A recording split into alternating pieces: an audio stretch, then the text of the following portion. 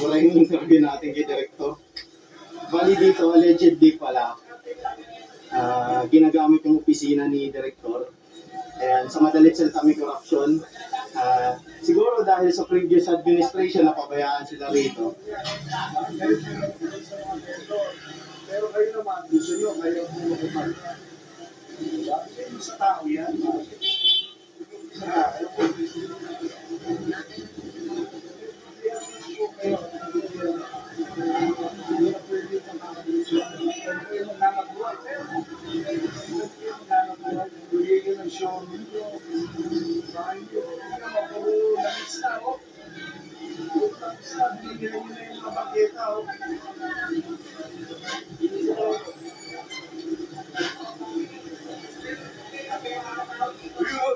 Sa loob, hindi nilalabas, oh.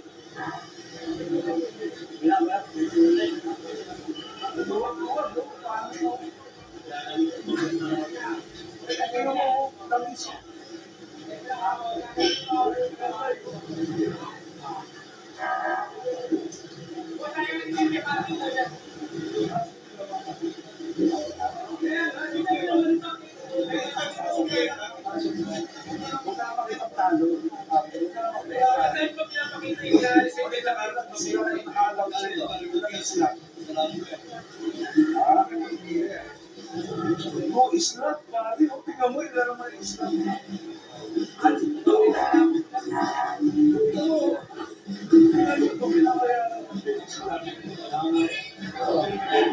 Islam, ang binabayaran niya. Pero tingnan mo naman, ilan na yung apa. Oo, boss.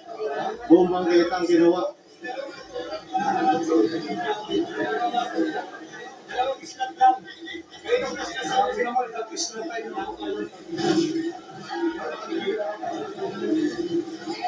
And so, paliwanag ulit natin yung interview with Director Casina.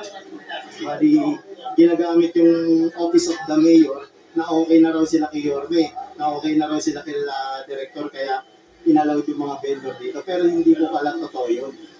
Ayan.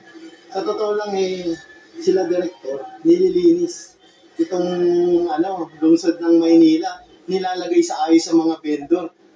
Diba? Tapos gagamitin nila sa ganun para pagkakitaan.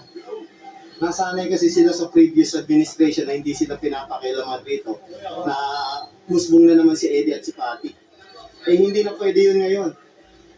May pit na bilin ni Yorme kay Director na isaayos sa mga vendor, isaayos ang pagpapatakbo sa mga vendor, lalo na bigyan sila ng maayos na pwesto.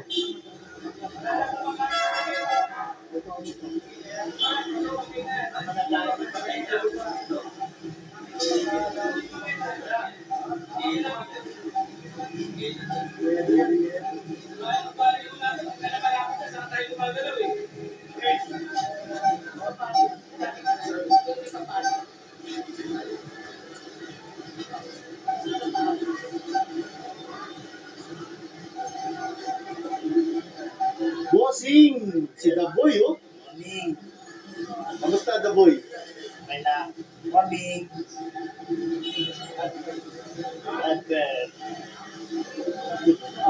Non-negotiable to, ha? Sir, non-negotiable to, ha? Oo. Negotiable to. Negotiable to. Pero ganito yung may district sa kanila eh. Kanila to. Yung non-negotiable to.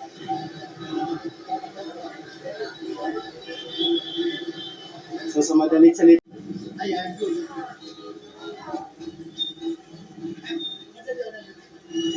Tugay na dito.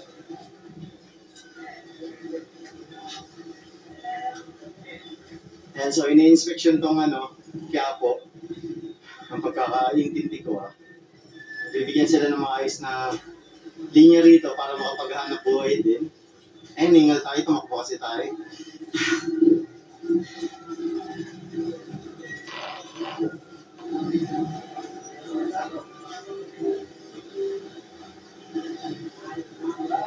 Aayusin to yung mga vendor dito para hindi rin sila lalagpas sa linya. Ayan. Balik, para pantay-pantay, di ba? Pantay-pantay. Kasi minsan talaga, nagka-traffic din dito. Ayan. Saka, minsan may emergency rin, sunog, gano'n, susugod sa ospital, para may daanan na maayos. Ayan. Sama natin si Chairman. I-inspection.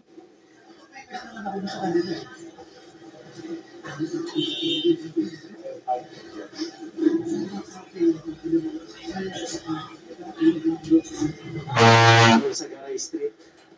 Alsagaray Street. Yeah. Tulad yan, pwede natin yan lagi ito. Pinatagal pa rin pag yung sarado na rito. Mali direkta ano pong mangyayari dito? Maglalagay po ba ng guhit? I think. Ganun. I think. So, ipagal mo na tayo. Daya na sa kung ano yung Better solution. pwede lang natin pagdalo. Papasalamat ako si Jeff. Kasi gusto ko, gusto niya malinis at saka mapayapa. At saka hindi yung gusto lang. Hindi naman makakagalit. Mas, parang natatalo po yung mga residente nyo. Mas maganda yung... Ano tayo Oh. Ayan, so nag-inspection sila direct pati kasama si Chairman. Ayan, para tignan kung ano yung mga dapat lagyan ng vending stall o vending area, sabihin na natin gano'n. Para naman merong pangkabuhayan yung mga taga rito rin. Yung mga nasasakupan ni Chairman. Maganda yung ginawa ni Chairman, nakipag-coordinate na siya agad para naman may ayos yung constituent niya rito sa Quiapo. Diba? Lalo na yung mga vendor. Ito, ay, gusto ko talaga na pag-ibig ako daan. Ayan, so may mga propose si Chairman na area kung saan pwedeng maglagay ng vendor. Pero titignan natin kung approve ni Director. Ayan.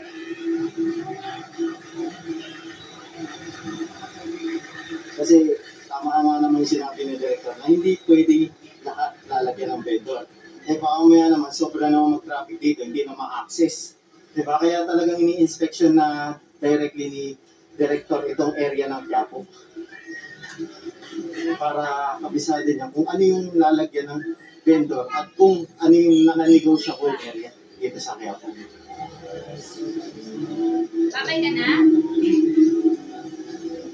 Doon na kami to. Dito, zero vendor, ganda duwag. Dati hindi madaanan to eh. Kapag alam natin, kagaya na sabi ni Chairman, clearing niya yan lahat. Siya na mismo ang nag-clearing para ma-inspection ng maliwalas ni Director, mapag-isipan kung ano yung mga karapat dapat na solusyon rito at kung ano yung mga pwedeng lagyan ng vendor.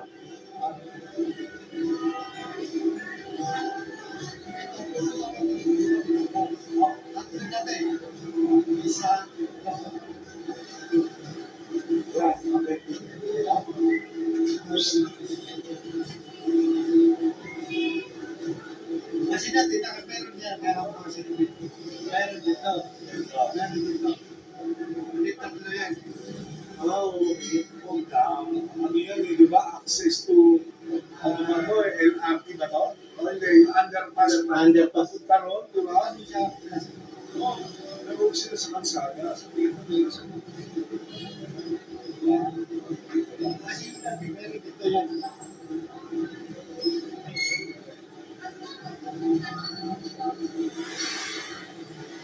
ayun.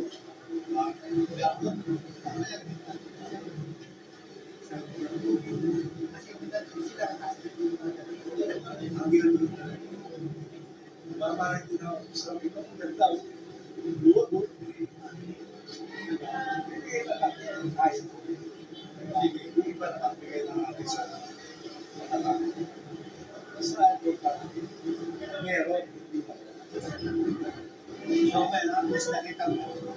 Nagawin mo sila. Ano tayo?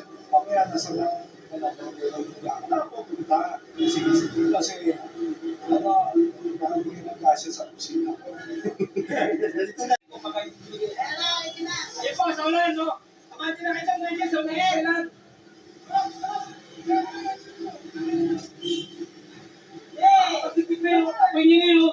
Bali, kinonfiscate na yung mga payong rin dito. Punta natin.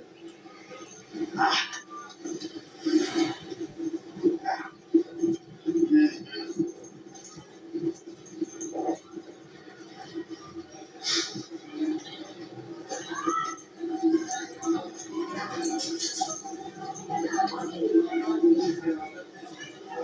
Mga payong-payong. Ito pa.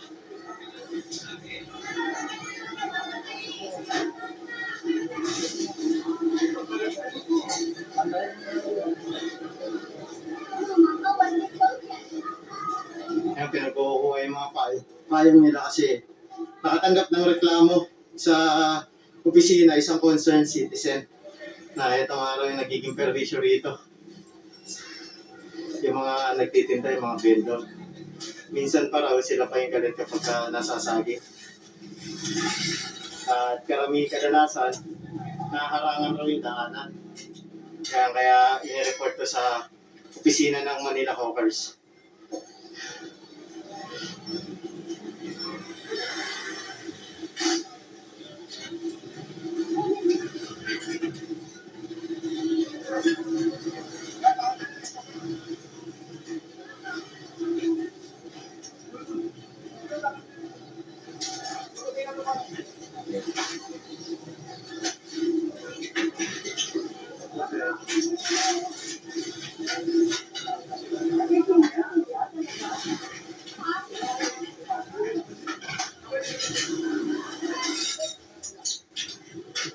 Pinakuha yung mga payong.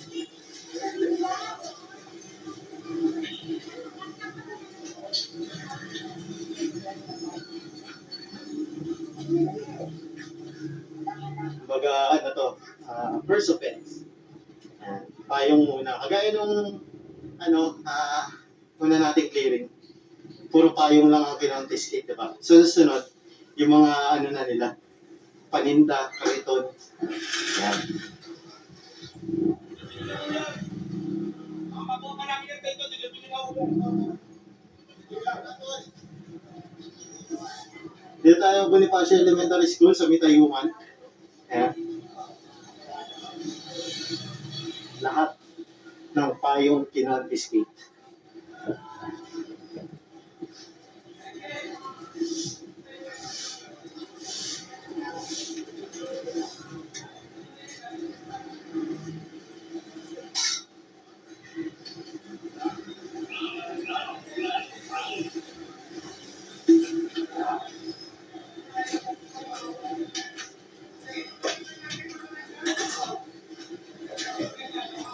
Ayaw magsialisan nun, no?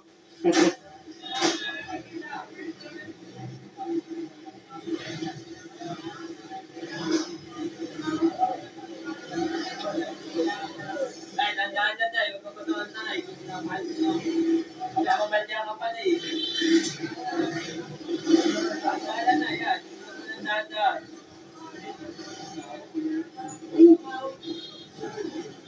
Nahuli pa tayo. Mga pangat. Ano? Ayan, so dumating na yung mga truck natin, pati mga chariot.